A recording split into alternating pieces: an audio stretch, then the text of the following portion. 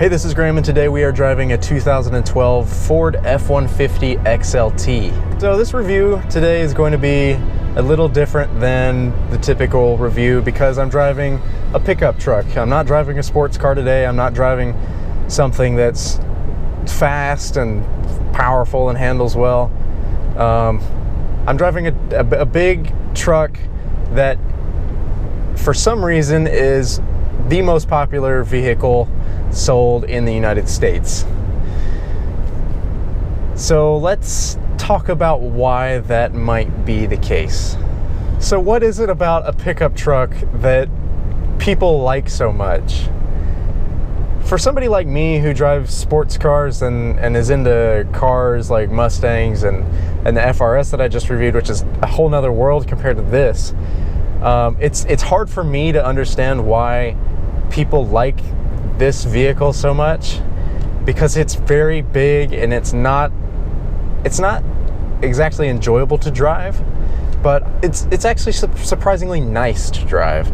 It's big, it's comfortable, and this truck in particular has the 5-liter V8. Yes, the Coyote motor. It's tuned differently for a truck compared to, say, the Mustang that the engine also comes in, but it still has 365 horsepower, which is way more than enough to get this truck moving. So it actually gets up and goes pretty well. It doesn't feel fast at all. You don't feel any sort of sensation of speed. You're just sitting high on top of the world, above everything else. You're king. It's just a different world, a truck. It sounds good, like a V8 should. But aside from the little bit of engine noise you get, it's actually pretty quiet in here, and it's got leather seats. It's got the basic stuff that you would need. It's got AC, 3-way AC. You got a radio. You got a little computer system on the dashboard. It's pretty bare bones, but it's more than enough. It's more or less what I get in my Mustang. It's got sync, so it has the voice activated features. It's got Bluetooth. You got a pretty basic stereo, but it gets the job done.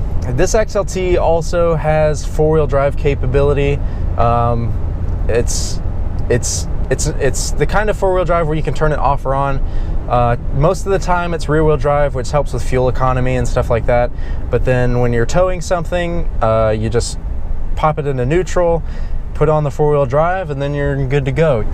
This truck in particular is equipped with the select shift automatic transmission, which means that you can put it into manual mode and shift through the gears automatically. There's a toggle switch on the column shifter, which allows you to shift through 1st to 6th gear all on your own if you so choose. It's nice that the option's there. It's helpful for towing or off-roading or anything like that, which this truck is actually very capable of doing. The XLT has a range of 5,500 to 7,900 pound towing capacity.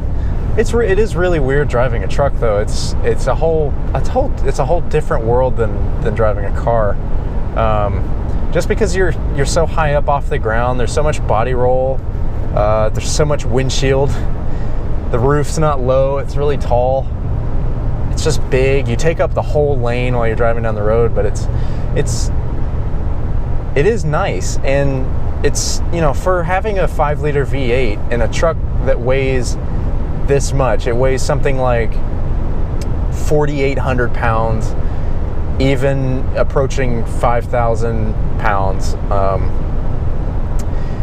You still get really good fuel economy. You get around 17 miles per gallon average. That's what the owner of this truck is getting, which is not bad at all. That's just as good as any V8 sports car would get, and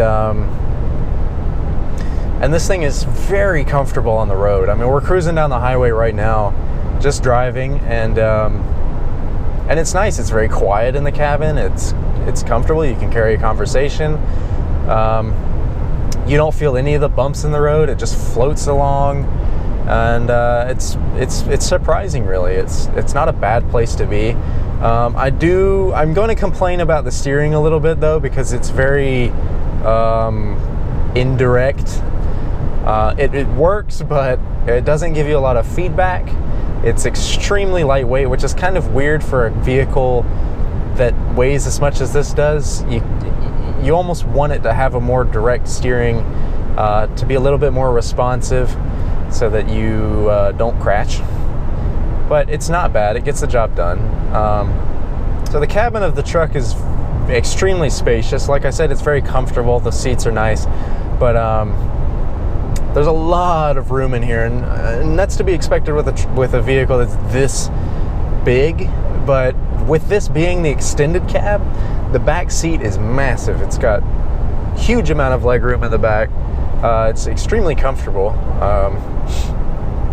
You could carry like 6 people in here, and all 6 people would be comfortable because there's just that much room.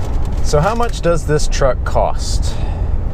New at MSRPs for around $34,000, and today you could get a 2012 like this one for somewhere in the mid-20s.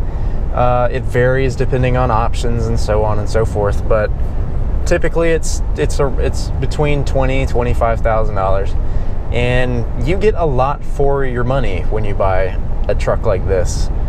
Maybe not in the luxury department, but this thing is so capable, and it has a 5-liter V8, which is, it's a big engine, and it's very powerful, and it's a nice, very nice thing to drive.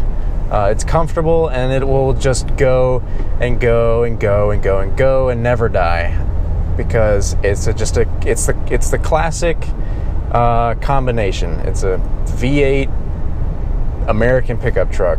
It doesn't get more American than that. It doesn't get any simpler than that. So you couldn't go wrong if you buy this truck. It does everything that you'll need it to do.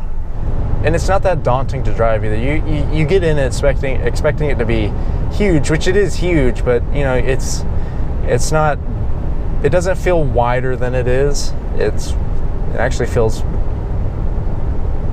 pretty slim for something this huge. It's easy to drive. It's for some reason it's like a familiar feeling when you drive it.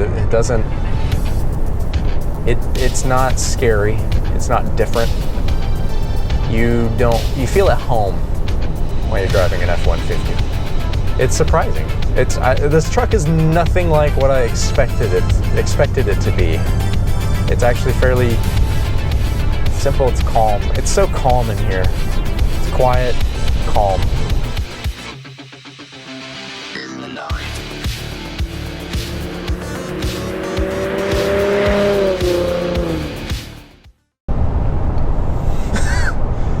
I'm not used to driving past people and being taller than they are.